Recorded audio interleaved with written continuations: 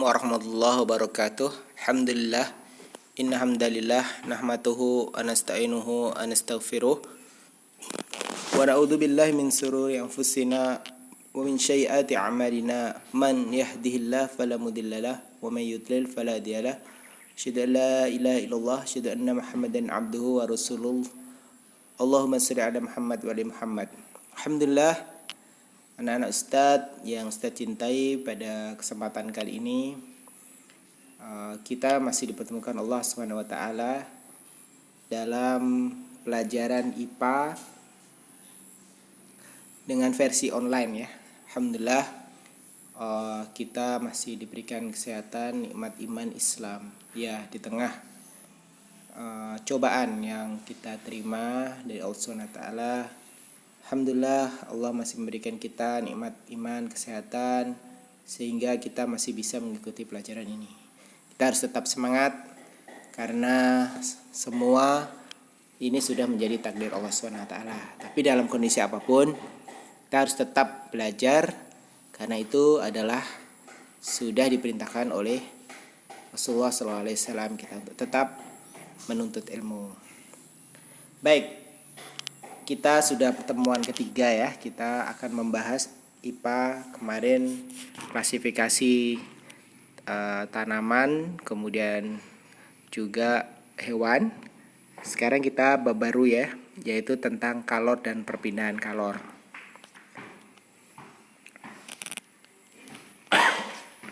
Afwan. Baik, apa itu pengertian kalor? Jadi kalor adalah bentuk energi yang berpindah dari benda yang suhunya tinggi ke benda yang suhunya rendah ketika kedua benda bersentuhan. Satuan kalor adalah joule, ya, J, bacanya joule ya. 1 kalori sama dengan 4,2 joule, atau 1 joule sama dengan 0,24 kalori. Jadi satuan kalor ini bisa joule atau kalori.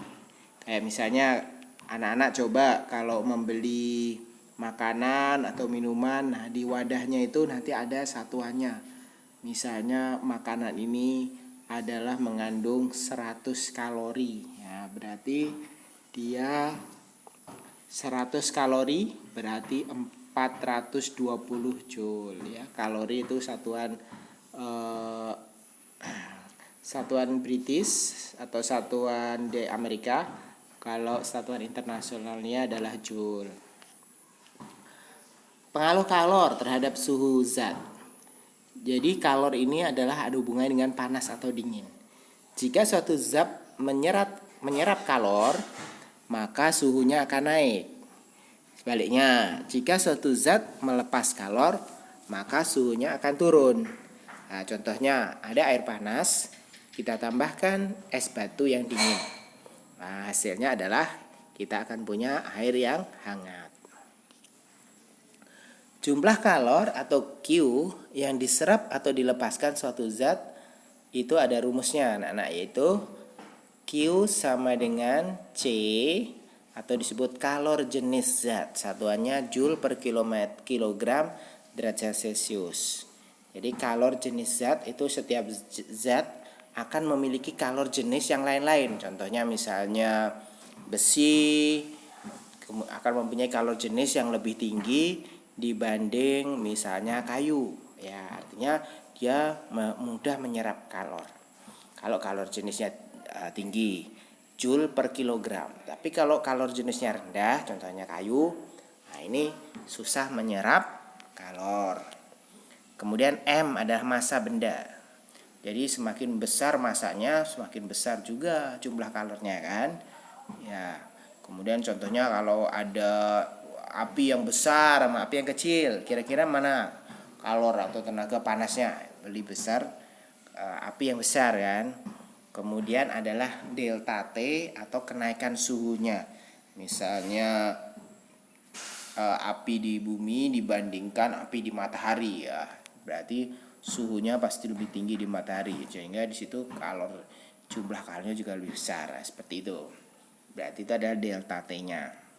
Jadi ini ada Q sama dengan C atau kalori dikurangi Joule per kilogram derajat Celcius satuannya kali M massa benda, apa satuannya anak-anak kan ingat itu satuan SI yaitu kilogram ya.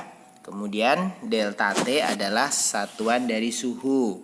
Nah, ini kita menggunakan derajat Kelvin ya anak-anak, atau derajat Celcius bisa juga, karena derajat Kelvin sama derajat Celcius itu sebenarnya dia sama ininya ya, penambahannya. Hanya bedanya derajat Celcius itu dimulai 0 sampai 100 ya kan. Kalau Kelvin minus 273, tapi dia penambahannya per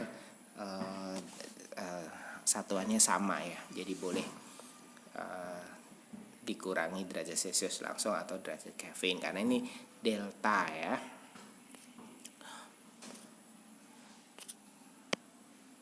Baik, selanjutnya adalah ini slide start bermasalah ini. Oke. Contoh soal anak-anak. Contoh soal, berapakah kalor yang diperlukan untuk mendidihkan 1 kg air jika suhu awalnya 25 derajat Celcius sampai 100 derajat Celcius dengan kalor jenis air adalah 4,2 kali 10 pangkat 3 Joule kilogram per derajat Celcius. Nah, masih ingat tadi ya? Apa? Kalor yang diperlukan. Berarti tadi adalah Q ya. Anak-anak, kalor yang diperlukan adalah Q. Kemudian suhu masanya adalah kilogram, ya kan? Suhunya mulai dari naik dari 25 ke 100, T0-nya 25 sampai ke T yang puncaknya adalah 100. Dengan kalor jenisnya atau C kecil tadi 4,2 kali 10 pangkat 3 Joule per kilogram. Ingat ya, 10 pangkat 3 itu artinya berarti 10 nolnya ada 3, artinya 1000. 4,2 kali 1000 berarti 4200 ya Joule per kilogram derajat Celcius. Nah, Q rumusnya tadi adalah sama dengan M kali C kali delta T. Sehingga kita penyelesaiannya diketahuinya tadi apa? M sama dengan 1 kg, C 4,2 kali 10 pangkat 3 atau 4200 Joule kilogram derajat Celcius, T 0-nya 25 dan kemudian T besarnya 100. Berarti delta T-nya adalah 100 dikurangi 25 alias 75. Ditanya Q sama dengan MC kali delta T, sehingga 1 kali 4200 atau 4,2 kali 10 pangkat 3 kali 75, yaitu 315 kali 10 pangkat 3 Joule ya kan, atau 1 kilojoule ya. 10 pangkat 3 sama dengan 1 kilo ya, 1000 gram kan, jadi 3500 kilojoule boleh juga, atau 3500 10 pangkat 3 Joule itu ya anak-anak. Jadi jumlah kalornya adalah 315 kilojoule. Kalor jenis itu apa? Ya, kalor jenis tadi ya adalah banyaknya kalor yang diperlukan untuk menaikkan suhu 1 kg zat sebesar 1 derajat Celcius atau 1 Kelvin.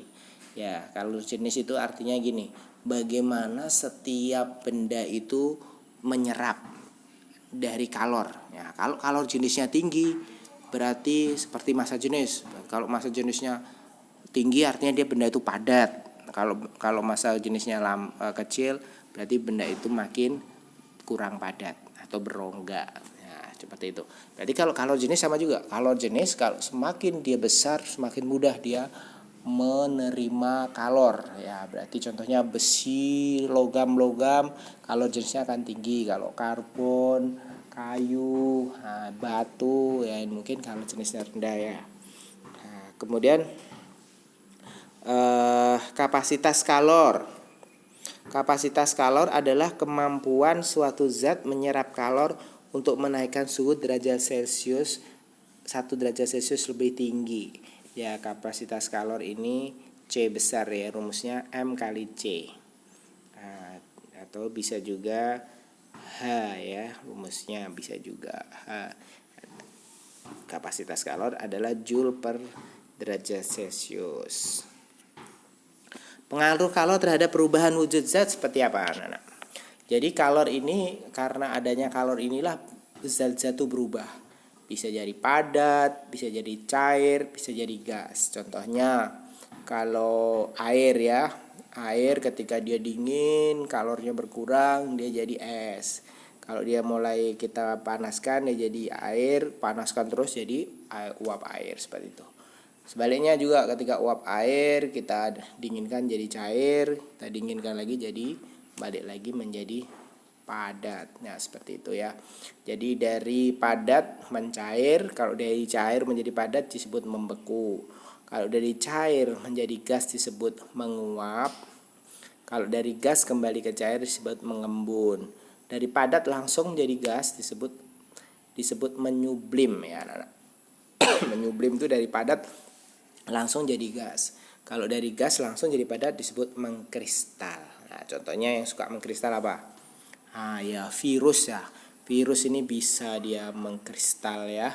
Kemudian kalau yang menyublim dari padat langsung jadi gas, contohnya apa? Mungkin pernah ada pewangi yang ada di rumah kita ya, padat ya. Terus kemudian ada juga kayak kamper yang untuk di lemari-lemari ya, itu biasanya padat.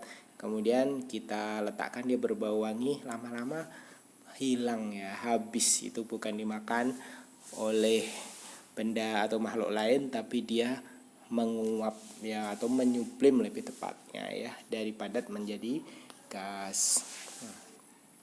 Perubahan wujud gas, nah ini contoh-contohnya ya. Perubahan wujud zat yang melepaskan kalor.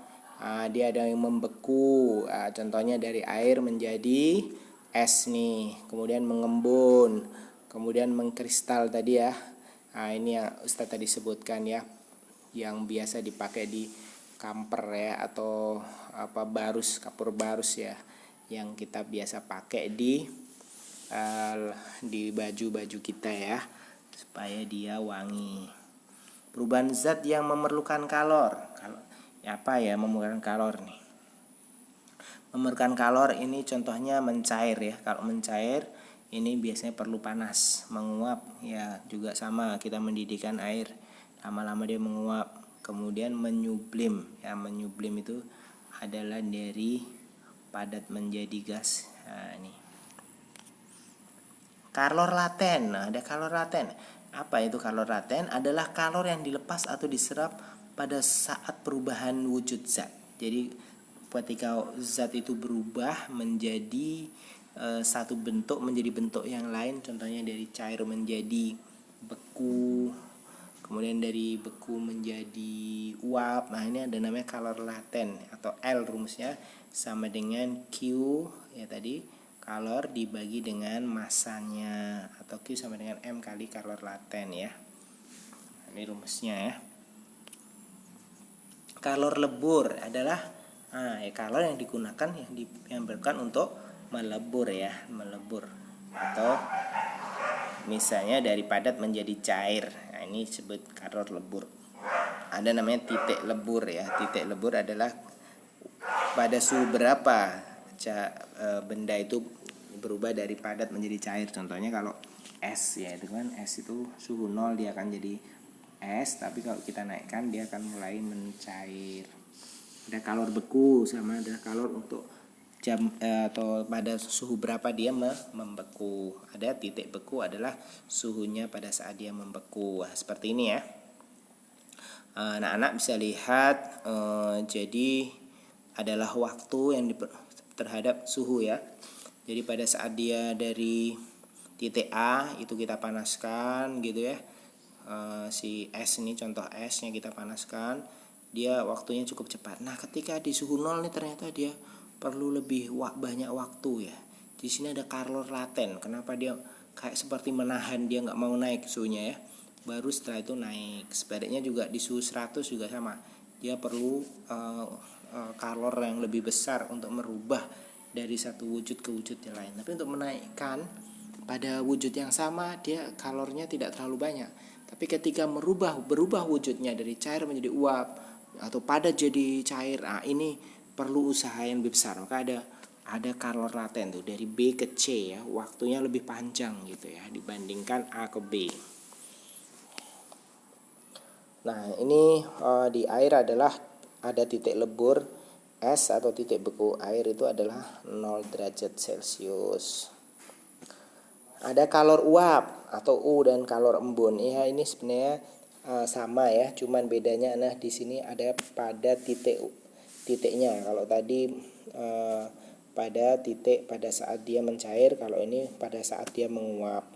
Jadi kalor uap adalah kalor yang diperlukan oleh suatu massa zat cair untuk menguap. Titik didih adalah suatu zat ketika mendidih, titiknya berapa suhunya. Kalor embun, kalor yang diperlukan untuk mengembun dari gas menjadi cair. Sebenarnya di situ ada titik embun ya, adalah suhu ya, zat ketika mengembun ya. Kalau di sini adalah D ke E ya. Kalau yang tadi cair adalah B ke C, kalau ini D ke E. Kalau dari C ke D adalah wujud cair, tapi kalau dari D ke E adalah perubahan menjadi uap. Nah, sebenarnya sehingga Q total adalah semua kalor itu adalah ya dijumlahkan ya anak-anak. Q1 tambah Q2, Q3, Q4, Q5. Q1 apa tadi? Adalah merubah dari menaikkan dari es ya. Es menjadi air. Kemudian Q2 adalah kalor laten pada saat dia mencair. Q3 meningkatkan suhu air. Q4 kalor laten ketika dia menguap. Q5 ketika dia menjadi uap. Penguapan dapat dipercepat ya dengan cara pemanasan atau menaikkan suhu. Ya, contohnya kalau kita menjemur pakaian di bawah sinar matahari, kita akan lebih kering ya, karena dia adanya panas tadi, sehingga air-air yang ada di dalam baju kita cepat dia keluarnya. Kemudian juga bisa kita memperluas permukaan cairan. Nah, contohnya kopi panas, kita taruh di wadah, dia akan lebih cepat dingin. Kemudian baju-baju kita jemur dengan direntangkan. Ini menyebabkan permukaannya lebih luas, akhirnya dia lebih mudah berubah zat ya, berubah zatnya atau berubah bentuknya. Kemudian yang lainnya adalah mengalirkan udara di atas permukaan zat cair atau mengurangi tekanan udara pada permukaan zat cair. Contoh ya, meniup kopi. Ya, ini meskipun tidak disunahkan ya, tapi ini adalah kalau dilakukan misalnya juga bisa pakai dikipasin ya. Ini bisa menyebabkan suhunya cepat turun. Kemudian mendidih ya, zat cair apa itu mendidih? Dikatakan mendidih jika gelembung-gelembung uap terjadi di seluruh zat cair dan dapat meninggalkan zat cair ya. Titik didih dipengaruhi oleh tekanan udara di atas permukaan zat cair dan jenis zat. Jadi ketika kita merebus air tiba-tiba keluar gelembung-gelembung. Nah, ini udah mulai berarti dia mencapai suhu 100 derajat dan mulai menjadi gas ya. Ada namanya azaz black ya. Ini azaz black apa nih? Azaz black ini disebut juga dengan kekekalan kalor ya. Kalor yang diterima oleh suatu zat sama dengan kalor yang dilepas oleh suatu zat itu juga gitu ya. Kalau ada dia mengeluarkan kalor, maka ada zat lain yang menerima ya. Jadi kekal ya ini kalor. Perpindahan kalor, ada bagaimana perpindahan kalor di tempat satu ke tempat lain. Ya, itu ada 3 ya. Pernah juga Ustadz bahas di kelas ya, ada namanya konduksi, konveksi dan radiasi. Konduksi apa? Konduksi adalah perpindahan kalor melalui suatu zat tanpa disertai perpindahan partikel-partikel zat tersebut. Nah, contohnya kita memanaskan logam, kita taruh di sana gagang logam ya panas, kita kasih api, tiba-tiba ketika kita pegang yang ujungnya juga jadi panas. Nah, ini adalah konduksi ya.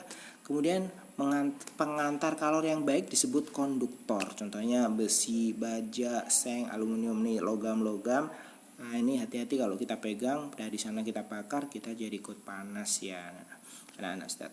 Kemudian kalau yang jelek menghantarkannya itu biasanya disebut isolator ya. Contohnya kayu, kaca, wol, kertas, plastik ya, bukan logam. Ini biasanya kurang bagus, tapi cocok untuk kita supaya kita nggak kepanasan ya ketika kita mengangkat air. Pakai kain lap ya supaya kita nggak kepanasan. Nah, itu kan. Kemudian yang kedua, konveksi adalah perpindahan kalor melalui zat disertai perpindahan partikel-partikel zat tersebut. Nah, konveksi terjadi karena perbedaan massa jenis zat. Nah, konveksi terjadi dalam zat cair dan gas. Nah, contohnya ini ketika konveksi ini, ketika kita panaskan airnya ikut muter-muter. Nah, ini kenapa? Nah, ini karena adanya konveksi. Jadi zatnya ikut berpindah ya. Contohnya juga di angin laut ya, ketika ada angin laut pada siang hari, ada timbul gelombang di situ ya, kemudian timbul angin ya. Kemudian terjadinya juga angin darat kebalikan pada malam hari, panas yang ada di daratan dia mengalir menuju ke laut.